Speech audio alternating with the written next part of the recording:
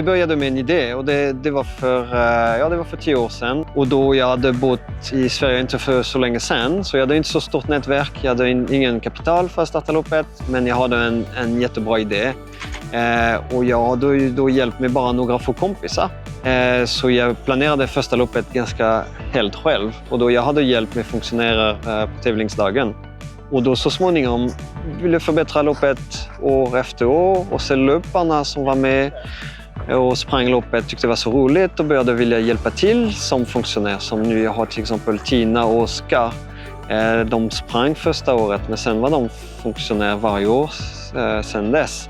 Och de är nyckelpersoner för att detta event ska lyckas. Så 10 år efter första upplagan, vi har över 120 funktionärer. Och det är de som gör att loppet blev lyckat.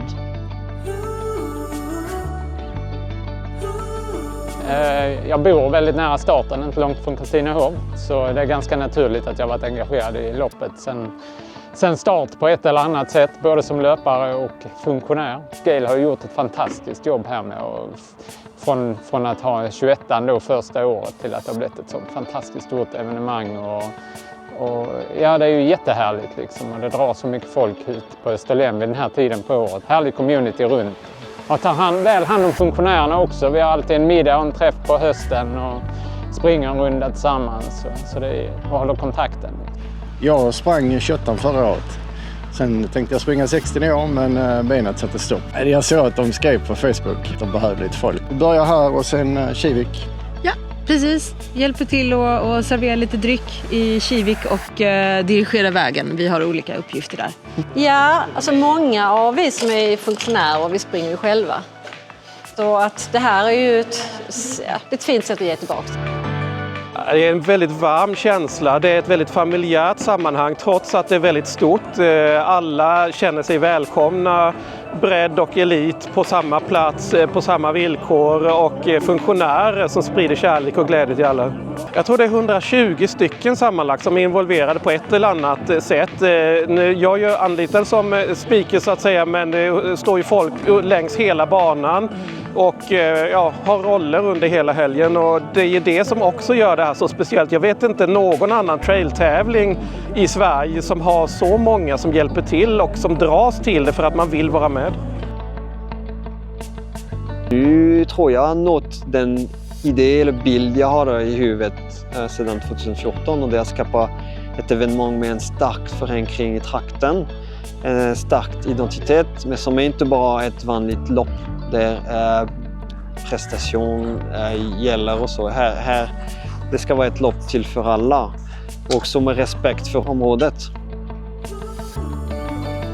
Vi är en organisation som jobbar med bärkraftighet. Och med Green Trails projekt är det en koncept runt trail running events. Man må räkna på att det är bägge positiva och negativa konsekvenser. Men för exempel en positiva konsekvenser är att vi kan framställa lokala sällskaper och business och hjälper dem med ekonomi men också att de får uppmärksamhet och veta om vad produceras i området här. Men med hundravis av folk selvfølgelig må vi tänka på waste, må vi tänka på vann, må vi tänka på miljö och stier runt här och pass på att vi gör minst möjligt negativa konsekvenser.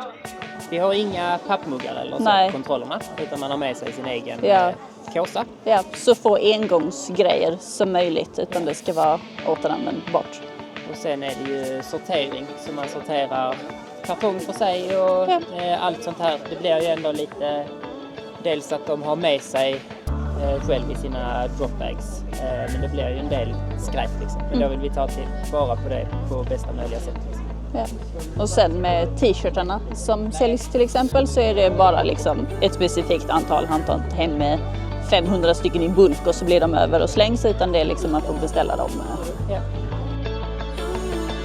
Man kan säga att jag inspireras av till exempel en restaurang som börjar smått och sen det går ser man mun till mun mellan kunderna och sen den växer så här.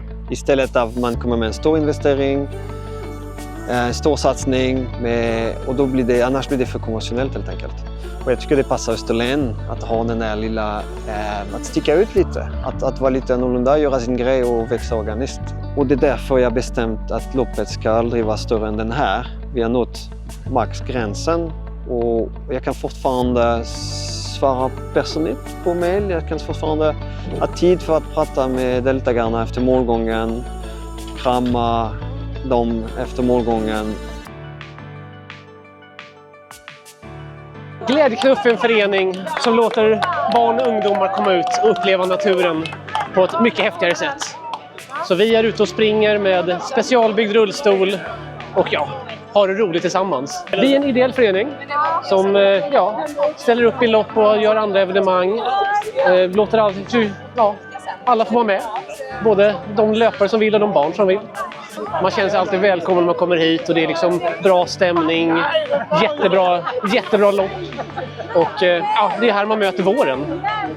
We run for Ukraine.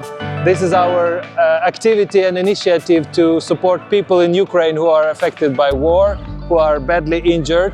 So we are collecting money and buying the electric wheelchairs for those who cannot run. Everything is super good. Organization, people, team who is organizing, the weather, everything, slotted, everything is fantastic. But the highlight will be together with Gael, who is the organizer here.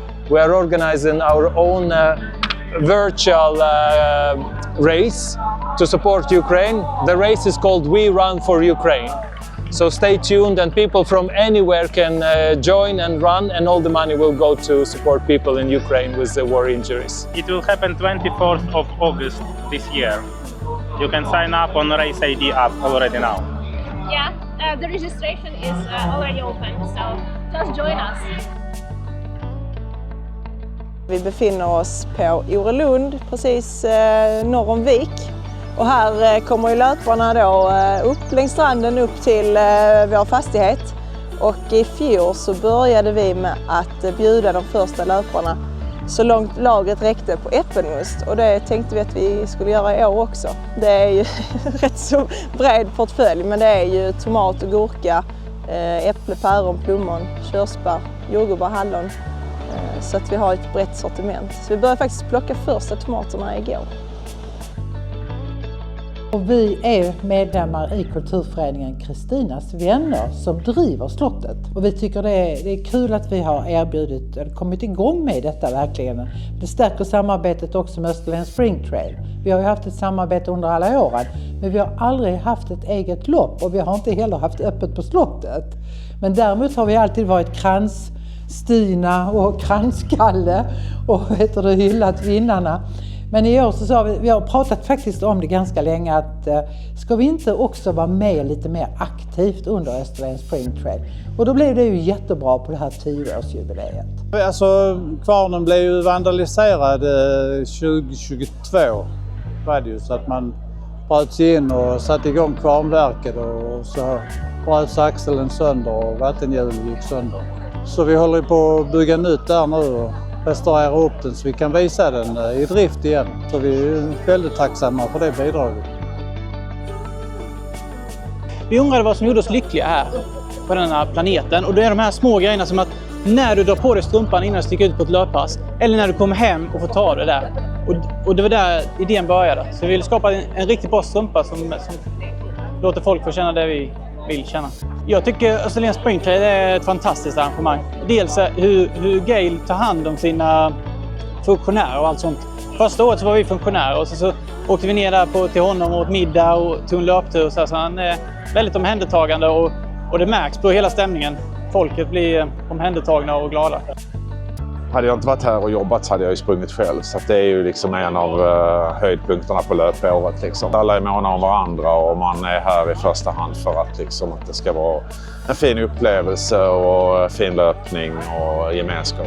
Det är ju en helt fantastisk möjlighet och dels att få träffa massa folk, dels att få vara med och sponsra ett evenemang som involverar så många olika typer av människor och personligheter och ger en chans till alla att få vara med helt enkelt. Det är helt fantastiskt. Jag är inte 100% nöjd, jag är 99,9% nöjd, så det är alltid plats för förbättring och det tar vi reda på. Varje år skickar vi en enkät hos deltagarna och får feedback. Och sen vi har genomgång med alla funktionärer och andra. Så det är fortfarande saker vi kan förbättra. Så kom tillbaka 2026, det blir ännu bättre.